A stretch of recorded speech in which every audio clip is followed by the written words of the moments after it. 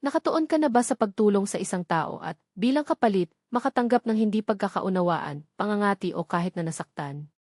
Napagtanto mo ba na kahit na may pinakamahusay na hangarin, ang iyong mga aksyon ay nagtatapos sa paglaban sa iyo? Sa buong buhay ko, nasaksihan ko ang sitwasyong ito ng maraming beses at nabuhay din sa balat mismo.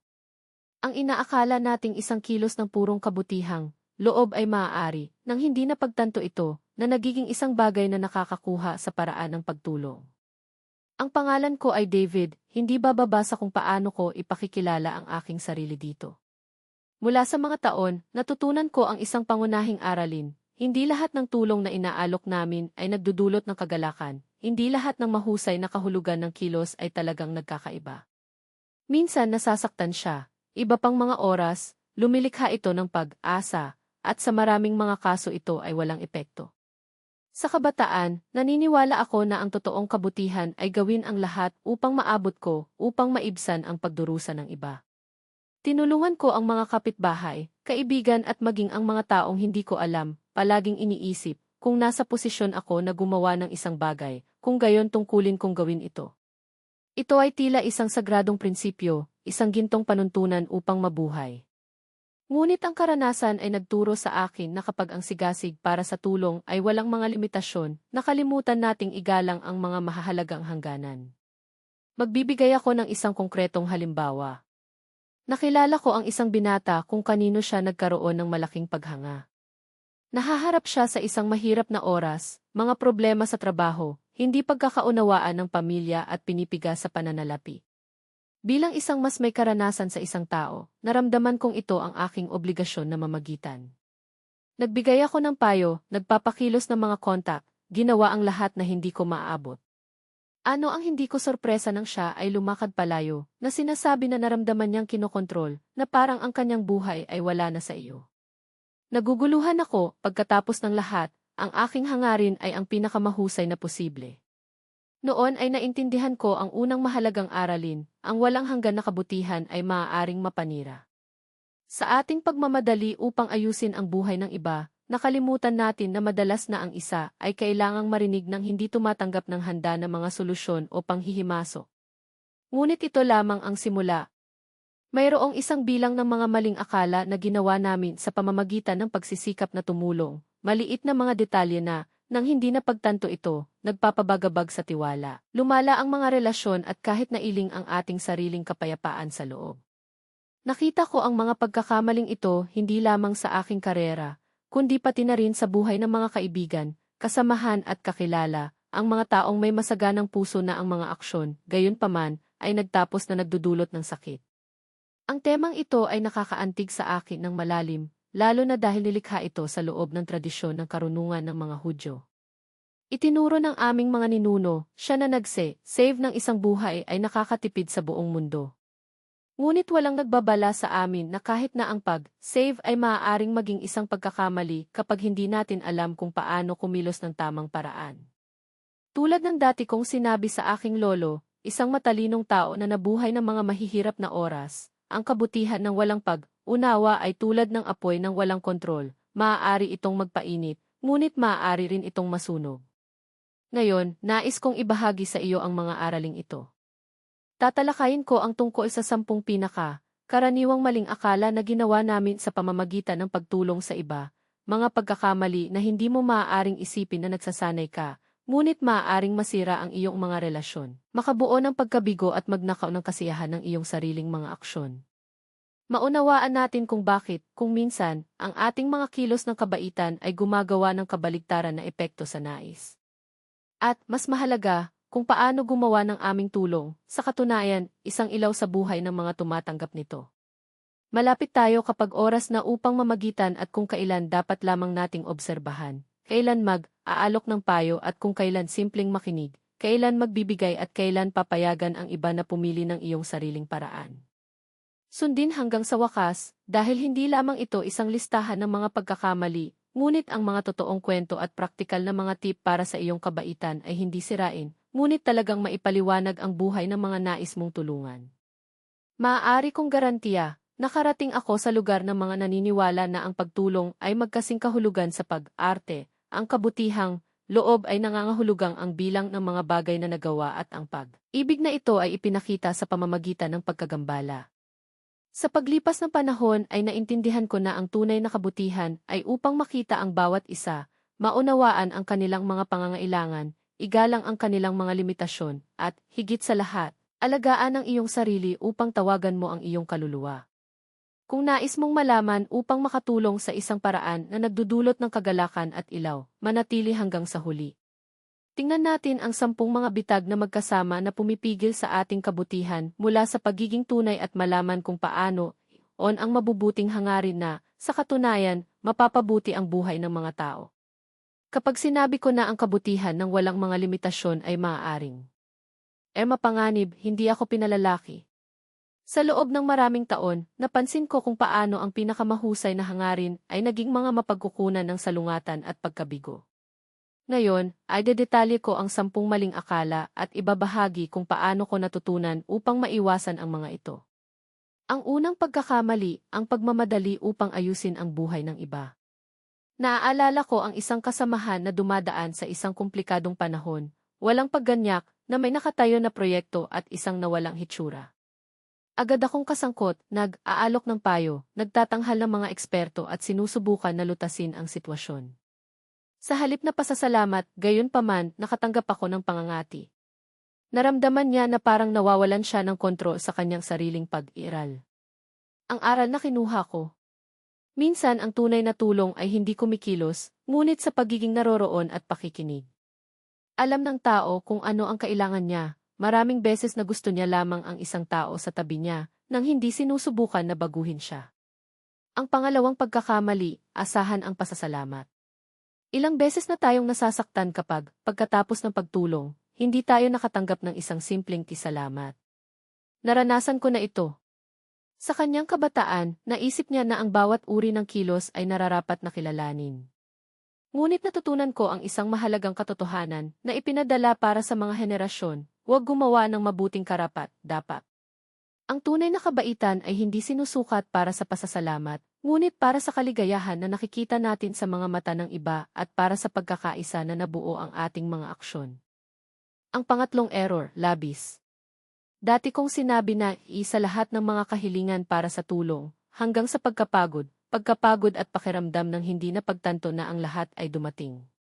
Ang karunungan ng aking mga ninuno ay nagtuturo, ang isa ay hindi maaaring magbigay ng hindi. Kung hindi natin inaalagaan ang ating sarili, ang ating kabaitan ay hindi na mapagkukunan ng ilaw at nagiging pasanin.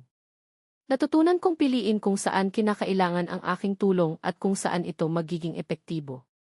Hindi ito pagiging makasarili, ngunit may malay, tao na pag-aalaga sa iyong sarili at sa iba pa.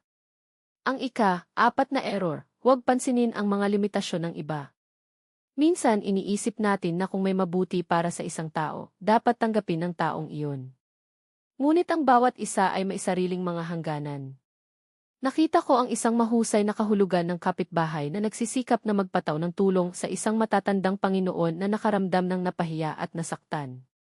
Naisip niya na gumagawa siya ng mabuti, ngunit sa katotohanan ay sinalakay ang kanyang puwang. Ang totoong kabutihan ay nangangailangan ng paggalang sa mga limitasyon ng iba, hindi ito nagpapataw, walang lakas. Ang ika-5 error, suriin ang mga pangangailangan. Kadalasan ay kumikilos tayo batay sa kung ano sa palagay natin ay mas mahusay para sa iba pa, nang hindi isinasaalang, kung ano ang talagang kailangan niya. Minsan ay binigyan ko ng isang kaibigan ang isang mamahaling regalo, iniisip na malulutas ang kanyang mga problema at buhayin siya. Siya ay inilipat, ngunit pagkatapos ay inamin, ang kailangan ko ay ang kanyang pansin at oras, hindi isang bagay. Ang ika-6 na error, labis na kontrol. Ilang beses na akong nakakita ng mahusay na kahulugan ng mga taong nagsisikap na gabayan ang iba sa kanilang mga paraan na parang alam nila ng eksakto kung aling direksyon ang dapat nilang puntahan. Ang buhay ng bawat isa ay isang personal na paglalakbay, at kapag nag-ehersisyo tayo, kumuha tayo ng isang bagay na mahalaga, ang responsibilidad para sa kanilang sariling mga pagpipilian. May mga oras na ang pinakamahusay na tulong ay hindi upang ipakita ang paraan, ngunit upang pahintulutan ang iba na hanapin ito, kahit na nangangahulugan ito ng pagkakatitis, paggawa ng mga pagkakamali at pag-aaral. Minsan sinabi sa akin ng isang kaibigan, hindi ka maaaring magdala ng isang tao sa iyong likuran at hinihintay pa rin siyang matutong maglakad. Minsan ang paglabas ay ang pinakadakilang gawa ng kumpiyansa na maaari nating ihandog. Ang ikapitong error, kakulangan ng pasensya. Nakatira kami sa isang panahon ng mga agarang resulta at ang nagmamadali na mga infiltrates kahit na ang aming mabuting hangarin. Nabigo na ako kapag, pagkatapos mag-alok ng tulong o payo, hindi ko nakita ang mga instant na pagbabago. Ngunit ang buhay ng tao ay hindi sumusunod sa aming schedule. Ang mga buto na itinatanim namin, maging isang salita ng paghihikayat, isang kilos ng suporta o isang sandali ng pakikinig, kailangan ng oras upang tumubo. Tulad ng sinabi ng isang matandang kawikaan, ang pasensya ay ina ng karunungan. Ang pag-aaral na maghintay, nang walang singilin o nakapanghihina ng loob, ay isang mahalagang bahagi ng tunay na tulong. Ang ikawalong error, pabaya ang suporta sa emosyonal. Madalas kaming nagbabawas ng tulong sa mga praktikal na aksyon, pera, payo, mabilis na solusyon. Ngunit gaano karaming mga tao ang nangangailangan, higit sa lahat, na makikita. Marinig ng walang paghusga. Naaalala ko ang isang pag-uusap sa isang mas matandang lalaki na nagsabi sa akin, minsan ang iyong katahimikan ay nagkakahalaga ng 1,000 mga salita. Noon ay naintindihan ko, upang magkaroon ng silid para sa iba na ipahayag ang kanilang mga pananakit, takot o pag-asa, nang walang pagmamadali, nang hindi sinusubukan na ayusin ang lahat sa oras, ay maaaring maging pinakadakilang kaluwagan na kailangan ng isang tao. Ang ikasyam na error, hindi alam kung paano sasabihin hindi. Ang takot sa pagkabigo o makasariling opinyon ay humahantong sa atin na higit na maibibigay. Ngunit sabihin isi. Sa lahat, nang walang mga limitasyon, maubos ang ating enerhiya at pinupuksa ang aming kakayahang tulungan kung saan talaga mahalaga. Ang pag-aaral na tumanggi ng may kabaitan ay hindi isang kakulangan ng kabaitan, ito ay isang gawa ng katapatan, sa sarili at iba pa. Kapag pinapanatili natin ang ating mga mapagkukunan, ang ating tulong ay nagiging mas tunay at napapanatiling. Ang ikasampung error, upang isipin na ang resulta ay nakasalalay lamang sa amin. Ilang beses na natin sinisisi ang ating sarili kung kailan, sa kabila ng ating mga pagsisikap, ang mga bagay ay hindi ilalabas tulad ng inaasahan natin. Ang buhay ay isang komplikadong web ng mga kadahilanan, at ang aming tungkulin ay hindi upang makontrol ang kapalaran ng iba, ngunit upang mag-alok kung ano ang nasa loob ng ating pag-abot na may pagpapakumbaba. Tulad ng sinabi ng isang matalino, maaari kang magtanim ng puno, ngunit ang ulan at araw ay nasa kamay ng kalangitan.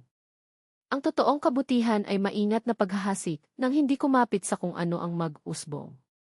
Isang pangwakas na pagmuni-muni.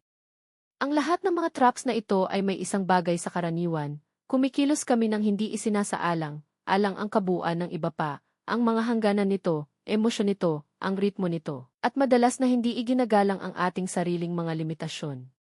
Ngunit ang bawat pagkakamali ay isang disgist aralin. Itinuro sa akin ng aking sariling paglalakbay na kapag tumigil ako sa pagpapataw ng tulong, kapag natutunan kong makinig ng higit pa sa pagsasalita, upang igalang ang oras ng iba at alagaan ang aking sarili. Ang kabaitan ay nagsimulang dumaloy sa isang mas magaan at mas tunay na paraan. Nais kong maunawaan mo, ang iyong kabaitan ay may kapangyarihan, ngunit ang kapangyarihang ito ay dumarami pagdating sa pag-unawa, pasensya at karunungan. Huwag makatulong na makaramdam ng mahalaga, tulong upang maipaliwanag, mapawi, naroroon. Minsan ang pinakamalaking tulong ay ang pagiging doon lamang, nang walang pagmamadali, nang walang mga inaasahan, nang hindi na kailangang maging bayani ng kasaysayan. Ngayon isang paanyaya sa aksyon. Alam namin ang 10 traps, ang rush, ang pag-asa ng pasasalamat, ang labis na karga, ang pagsalakay sa mga hangganan, maling pagtatasa ng mga pangangailangan, labis na kontrol, kawalan ng tiyaga, emosyonal na pagpapabaya, kawalan ng kakayahang sabihin na hindi at ang ilusyon ng kontrol. Ngunit ano ang gagawin sa kaalamang ito? Narito ang ilang mga alituntunin na gumagabay sa akin. 1. Makinig ng higit pa sa pagsasalita. Maraming tao ang hindi nangangailangan ng mga solusyon, kailangan nilang marinig. Minsan ang pinakadakilang regalo ay mag-alok ng isang ligtas na puwang para sa iba na ipahayag ang kanilang sarili ng walang pagkagambala. 2. Mga limitasyon ng paggalang, iyo at ng iba pa. Ang totoong tulong ay hindi lakas, hindi sumalakay. Itanong, gusto mo bang tulungan ako? Bago kumilos. 3. Alagaan ang iyong sarili. Hindi mo maibibigay ang wala ka. Panatilihin ang iyong enerhiya, oras, ang iyong kapayapaan. Ang kabutihan ay nagsisimula dito. 4. Magtiwala sa proseso.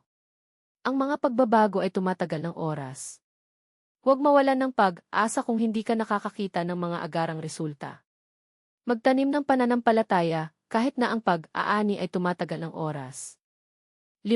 Kumilos ng may kagalakan, hindi sa obligasyon.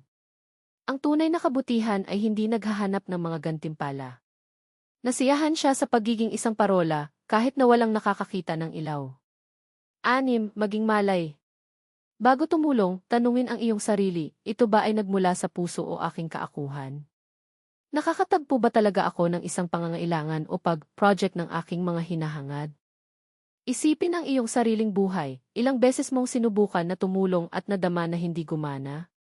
Paano kung, sa halip na pagkabigo, makakakita ka ba ng isang pagkakataon upang matuto doon? Ang bawat karanasan, kahit na ang mga mukhang mga bahid, ay nagdadala sa amin ng mas malapit sa isang mas marunong at mas tunay na kabaitan. Tandaan, ang kabutihan ng walang mga limitasyon ay hindi kaguluhan, ito ay magaan na nagpapalawak ng may paggalang, atensyon at pag-unawa.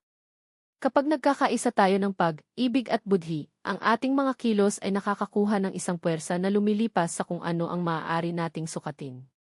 At kung ang dialogo na ito ay sumasalamin sa iyo, inaanyayahan kita na sundin ang puwang na ito, kung saan kami ay galugarin kung paano mabuhay ng maihigit na kahulugan, koneksyon at karunungan.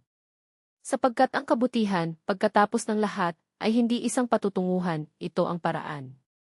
Dito natututo kaming magkasama, nagbahagi ng mga kwento at natuklasan ang karunungan na inaalok sa atin ng buhay at pagkatapos ay ibigay ang ilaw na ito. Ang susunod na nilalaman ay hindi lamang magpapasa ng payo, ngunit ang malalim na mga aralin na nakuha mula sa aking sariling paglalakbay, ang mga karanasan ng mga tumawid sa aking daan at ang karunungan ng mga ninuno na tumatawid sa mga henerasyon. Kung nais mong maging tunay ang iyong kabutihan, upang maliwanagan, masayang at lumikha ng pagkakaisa, ito ang lugar na dapat.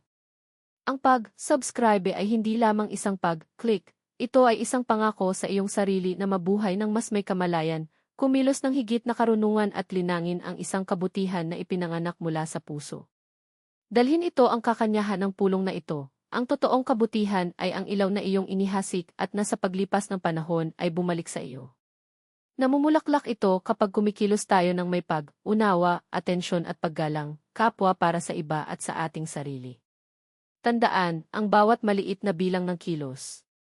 Ang bawat sandali ng pag-aalaga, kad.